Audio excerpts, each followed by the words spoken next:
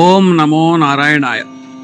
ఈరోజు విష్ణు సహస్రనామాలు వాటి అంతరార్థాల్లో శ్లోకం 52, 53, 54 చూద్దామండి. మొదటిగా శ్లోకం 52 ఒకసారి పలుకుదామండి. గభస్తి నేమి సత్వస్థ సింహో భూత మహేశ్వర ఆదిదేవో మహాదేవో దేవేశో దేవభృత్గురు. మొదటిగా గభస్తనేమి అనగా ఎవరి చేతి యందు నిత్యము జ్వాలలు ప్రసరించుచు చిత్రముగా గిరగిర తిరుగుచు తేజములకు తేజమై వెలుగొందు సుదర్శనాయుధం కలవాడును సమస్త లోక జీవులకాభివృద్ధి కారణభూతమైన దివ్య తేజోమూర్తిని గభిస్తనేమి అని స్తుతింతురు. తర్వాత పదం సత్వస్థ అనగా సాత్విక గుణ ప్రధానముగా తన శుద్ధ భక్తుల హృదయాలలో ఎప్పుడూ నిలిచియుండు సర్వేశ్వరుని సత్వస్థ అని చెప్పుదురు. తర్వాత పదం అండి సింహ అనగా సింహం వలె పరాక్రమవంతుడు. అలాగే భూత మహేశ్వర అనగా సర్వజీవములకు ప్రభువై పూర్తిగా నియంత్రించగల సర్వస్వతంత్ర చక్రవర్తియును అయిన ఆ ప్రభువుగా పిలిచెదరు. తర్వాత పదం ఆదిదేవ అనగా తొలి దేవుడుగా సకల దేవతలకు గురువైన మూల ఆధ్యాత్మిక జ్ఞాన బోధకుడిగా ఆయన్ను ఆదిదేవ అని పిలిచెదరు. తర్వాత మహాదేవ అనగా దేవులని పిలువబడి ప్రజలచే ఆరాధించబడుచుండు ఆయా దేవతలందరికన్నా గొప్ప దేవునిగా ఆయన్ను మహాదేవగా స్తుతింతురు. తర్వాత దేవేశ అనగా దేవతలకు దేవుడిగా ఆయన్ను దేవేశగా పిలిచెదరు.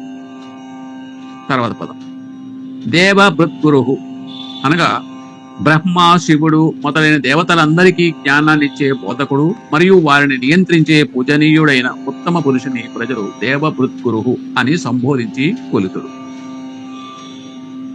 దీనికి వివరణ అనేది ఇవ్వడం జరిగిందండి. అదేంటో చూద్దాం ఒకసారి.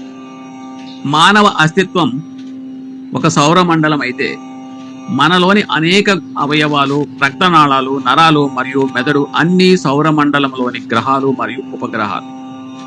మనస్సు సూర్యుడు అనుకుంటే సూర్యుని వలె మనస్సు మనలోని సర్వావయాలను నియంత్రిస్తూ మన దైనందిక జీవితాన్ని నడుపుతూ ఉంటుంది. అందుకే మనస్సుని బలంగా చేసుకోవాలి. అప్పుడే మెదడు మనస్సుకు అనుగుణంగా అవయవాలను నిర్దేశిస్తూ మనల్ని సరియైన మార్గంలో ఉంచుతోంది. మనస్సును సత్వగుణాలతో నింపివేయాలి, సత్వస్థ. అప్పుడు దేవుడు ఎక్కడో కాదు, మనలోనే ఉంటాడు. అదే దేవేశ. ఇకపోతే దేవభృత్గురు అనగా ఇంద్రునికి గురువు అన్న గుణం చాలా విశిష్టమైనది. ఇంద్రుడు అంటే మనలోని సర్వేంద్రియాలు అనగా జ్ఞానేంద్రియాలు, కర్మేంద్రియాలు అనేవి, వాటికి గురువు మనస్సు. కాబట్టి ఇంద్రియాల ద్వారా మనకు చేరవేయబడే సమస్త సంకేతాలను నియంత్రించేది మనస్సు, అదే గురువు. ఈ విధంగా మన నిత్య జీవితంలోకి అన్వయించేలాగా వివరణ అనేది ఇవ్వబడింది.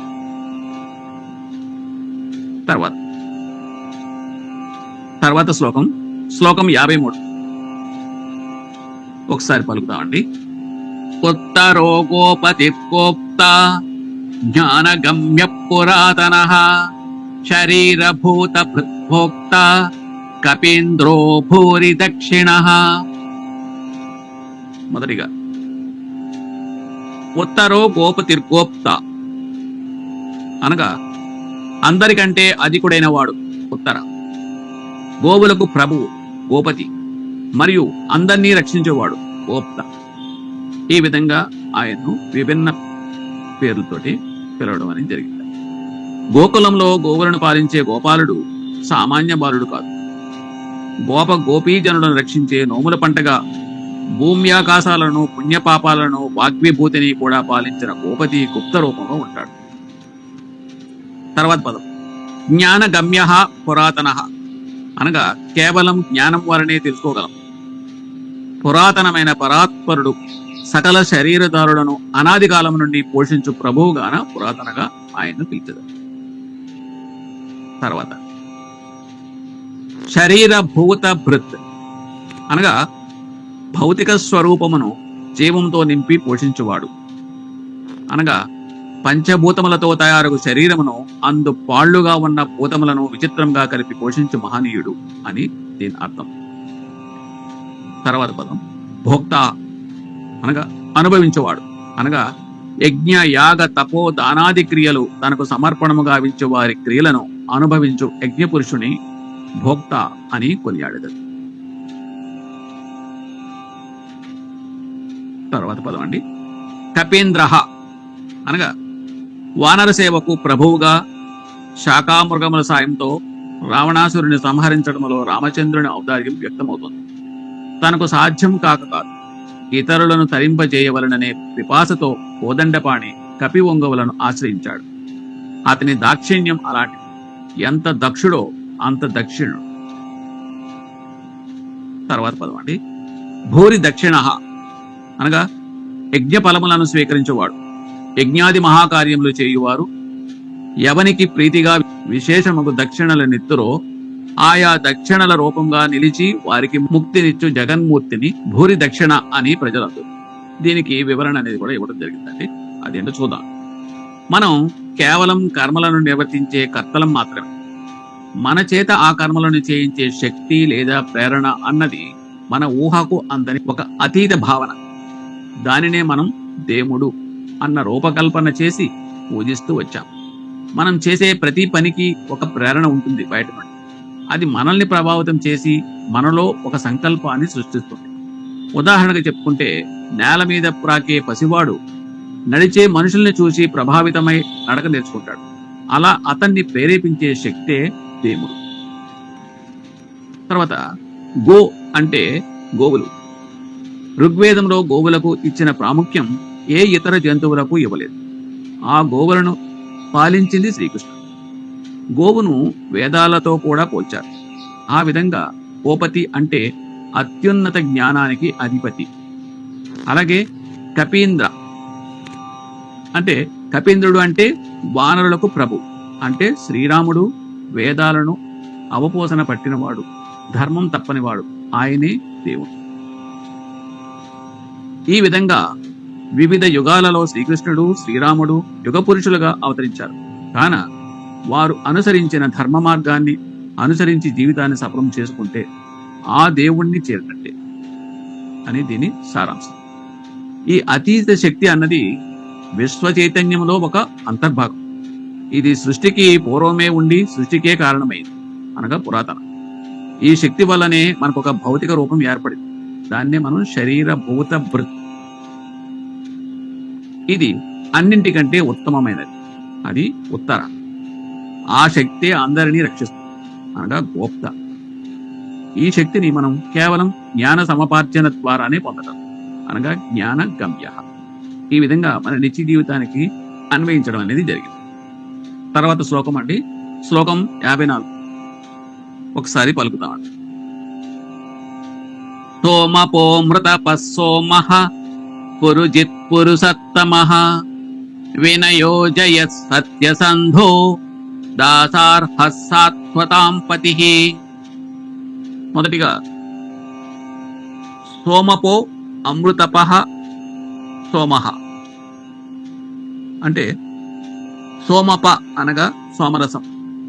యజ్ఞ యాగాల్లో సోమరసాన్ని సేవించే యజ్ఞపురుషుడు సోమరసంలోని సౌమ్యాన్ని అణువణువులో స్పందింపజేస్తాడు. క్షీరసాగర మదనంలో అమృత కిరణుడైన చంద్రుడు అంటే సోమ ఉద్భవించారు. అమృతాన్ని అందరికీ పంచిపెట్టి అమృత కిరణుణ్ణి అమరేశ్వరునికి శిరోధార్యంగా కూర్చిన జయప్రదుడు విష్ణుమూర్తి. దేవతలను రాక్షసులను కూడా తృప్తిపరిచిన నేర్పరి. లోక కళ్యాణం కోసం గరళం కూడా గటగటా త్రాగిన అమరేశ్వరుడు. సోమరసం త్రాగిన యజ్ఞపురుషుడు, అమృతం త్రాగిన అమృతాంశుడు, ఉమాపతిత్వం వల్ల సోముడైన సోమేశ్వరుడు అందరూ పురుషోత్తమని అంశాలే. దీని పూర్తి అర్థం. తర్వాత పురుజిత్ అనగా అందరినీ జయించిన విజయుడవటం చేత అతన్ని పురుజిత్ అని కూడా అందు.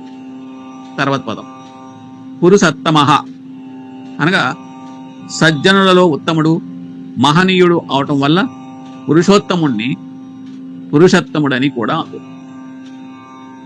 తర్వాత వినయో జయసత్య సందో అనగా అతని విజయానికి వినయం ఆధారం.